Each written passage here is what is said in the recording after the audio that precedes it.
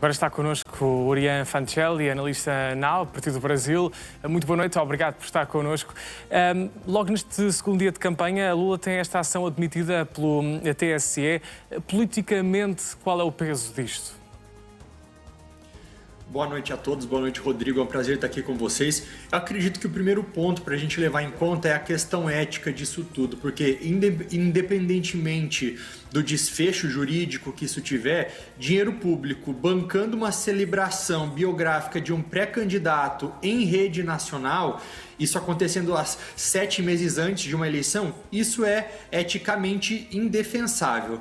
Se uma escola de samba tivesse recebido, por exemplo, milhões de reais de prefeituras bolsonaristas, da Embratur para desfilar aí uma homenagem ao Flávio ou Jair Bolsonaro, com certeza o campo governista ele chamaria isso de um uso da máquina pública e com razão.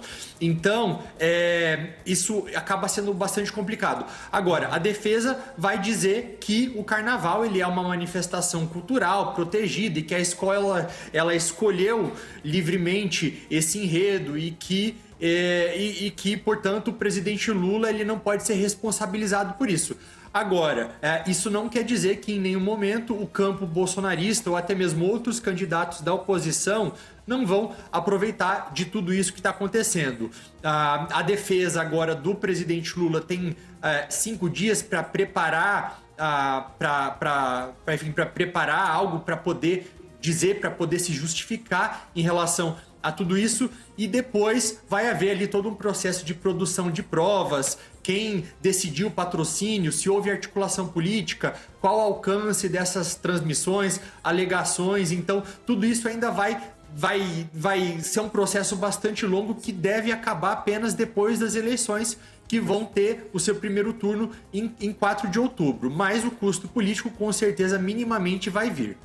Porque, de facto, como o Orián dizia, este caso vai ou pode alimentar esta narrativa por parte do Flávio Bolsonaro de que Lula beneficia da máquina do Estado. É expectável que agora, ao longo desta campanha, destas próximas semanas, vão também surgindo notícias deste género de parte a parte? Dos dois lados, eu diria que a situação dos dois nesse quesito, tanto Lula quanto Flávio Bolsonaro, em relação ao uso indevido da máquina do Estado ou até mesmo alegações de corrupção, elas vão ficar cada vez mais intensas. No caso do Lula, por exemplo, existe todo um processo, na verdade o filho dele, que é conhecido aqui como Lulinha, ele responde a 3 inquéritos diferentes, né? Com corrupção, que alegam também que existe toda um uso da proximidade dele com o próprio pai para conseguir benefícios financeiros.